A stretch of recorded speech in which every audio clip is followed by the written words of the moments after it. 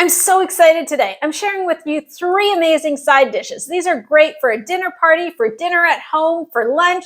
The best part is they not only look delicious, they taste delicious, and even better than that, they're quick and easy to make. Let's get started with the first one, my robust salad, and I'm going to share with you the tips and tricks what make any salad the perfect combination.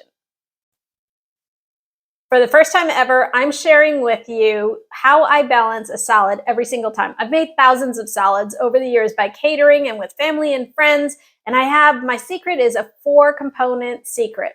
It is to use 1 crunch factor. So you have to have something in that salad that's crunchy. Cucumbers, lettuce, celery, carrots, a crunch factor. The second component is a citrus component. That really highlights all the other ingredients. So whether you use oranges, grapefruits, lemons, limes, a citrus component. The third component you might not realize is a bitter component actually accentuates the entire salad. So I use radicchio, endive, something that has a hint of bitterness to it, really elevates a salad. And the last, but certainly the not least component is your savory component. If you add goat cheese or some sort of savory component, even roasted butternut, roasted yams, roasted vegetables, that really adds that savory component. It balances this entire salad. You almost don't need a salad dressing, but at the end, I'm going to share with you how to make that salad dressing. Let's get started on the salad. So like I said, before I start assembling, I like to put a little bit of salt, and this really helps pull the entire salad together. A little bit of salt and a little bit of pepper. Done. So I've already cut all my vegetables and I'm going to season them before I assemble the salad. But come on in, I want to show you all the things we're going to put into today's salad. I have some boiled roasted yellow beets, some tomatoes, some cabbage for that crunch factor, some cucumber for that crunch factor, and some radicchio for that bitterness. I'm going to spritz it with a little bit of avocado oil and 1 more component. We're going to put a little bit of lemon juice for that citrus note on all of these delicious items. Ready to assemble. Let's get assembling. I'm starting off with my bed of lettuce, and now we're going to start assembling. Come on in closer and I'll show you how this all comes together in literally 3 minutes. Let's start off with the purple cabbage that we're going to put all around, just like that. Next, I'm adding some of that cucumber, and just pay attention to the way you're cutting your vegetables. The cut also makes a difference to the look and sometimes to the taste, how much flavor it absorbs. So I've cut the cucumbers diagonally and in half. Now I'm going to add some of those beets. So when the beets first came out, they were obviously quite warm, so I let them cool down for a little bit, and now I've cut them into quarters, and I'm just spreading them around in that same circle pattern. Next, it's time to add that component of acid with the tomatoes. And I just sliced the tomato in half and sliced it into little thin slices after that.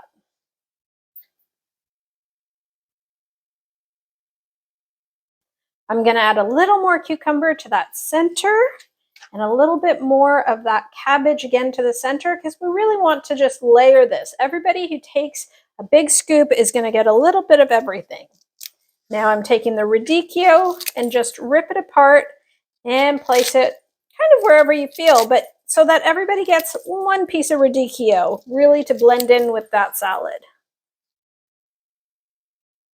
I'm adding a few pumpkin seeds to add a little more crunch, a little flavor, and a little bit of saltiness. These are salted pumpkin seeds. My last ingredient is a little bit of feta, and I try and sprinkle a little bit into every nook and cranny so that with every scoop that someone takes, they're getting a little bit of that feta, that salty, savory note is going to make this salad and take it to the next level. I promised a quick and easy salad dressing, and it doesn't get easier than this. Come on in. I've got a little bit of avocado oil right in the bowl, and to that, I'm grating a little bit of ginger. About half a tablespoon. In that goes. Next, I'm adding a little bit of sesame oil, about a half a tablespoon as well, and a little bit of salt. Sprinkle that salt in. Give this all a good whisk.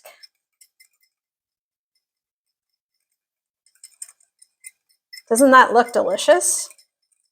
Certainly, you're welcome to taste it before you spread it all over.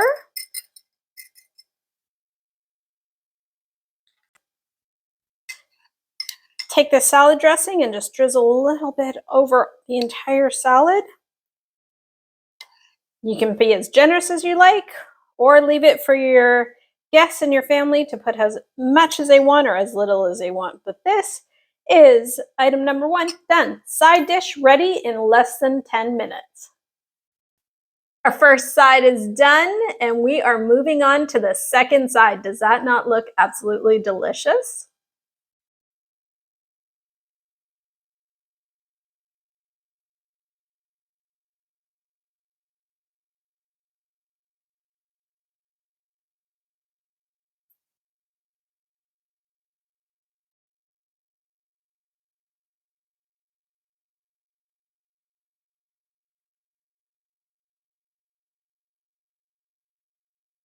Our second side dish that takes really no time is a potato dish. Prosciutto and potatoes and cream and a little bit of cheese.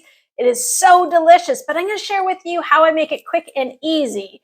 Let's start off by washing your potatoes and chopping them up into equal sizes. And I usually try and chop them up into bite-sized pieces. That's what they look like. Come on in closer. I'll show you what I mean. Each size is about the right size to pick on with your fork so you can take one big bite.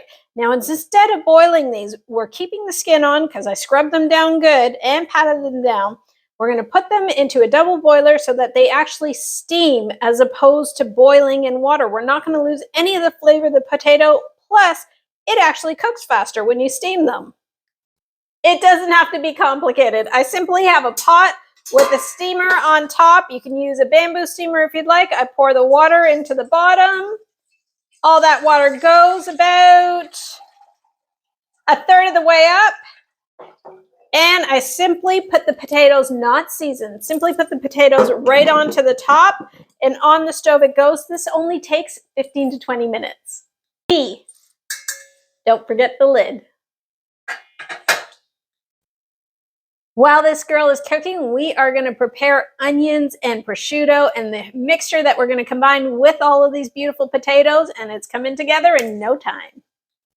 We're going to make a quick sauce for the potatoes. You only need a handful of ingredients. You need some cream, garlic, onion, Parmesan cheese that you're going to grate yourself, and some good prosciutto. Start off by chopping your ingredients. We'll crush your garlic because you really don't want big chunks of garlic in this toss-up. Chop it up pretty fine. Moving on to your onions, slice it in half. And you're just going to chop it lengthwise and give it a nice good chop. So you've got little pieces.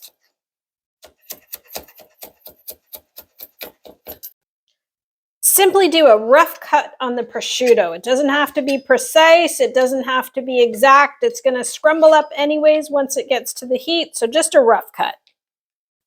Start off by putting some avocado or olive oil right into the pan. Next, I'm adding my onions and garlic.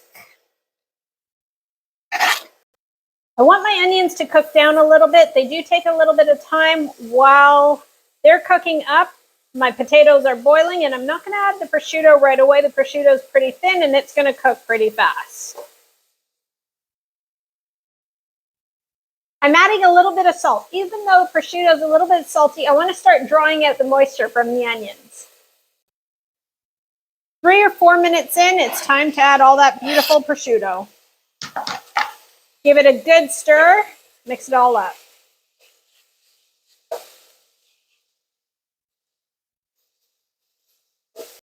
What really makes this dish is the addition of a little bit of tarragon. I freeze my tarragon, especially in the winter, but fresh tarragon works beautifully, preferably fresh or frozen as opposed to dried. I've just dropped my temperature to about medium. Come on in close and I'll show you what it should look like before you add the cream. You've got a beautiful caramelized look on the onions. The prosciutto is really cooked down. I'm going to slowly add that cream right on top, and I don't want to burn the cream. I just want the cream to be infused with all those flavors of the onion and the prosciutto. And while that starts to heat up and warm away, I'm going to put a little bit of Parmesan cheese right into this mixture.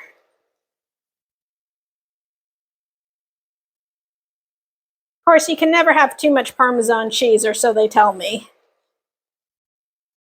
We're going to give that a good stir so that all of the ingredients are melting together and flavoring each other. It's going to reduce down. It looks a little bit loose right now, but as the cream continues to be exposed to the heat, it'll thicken right up.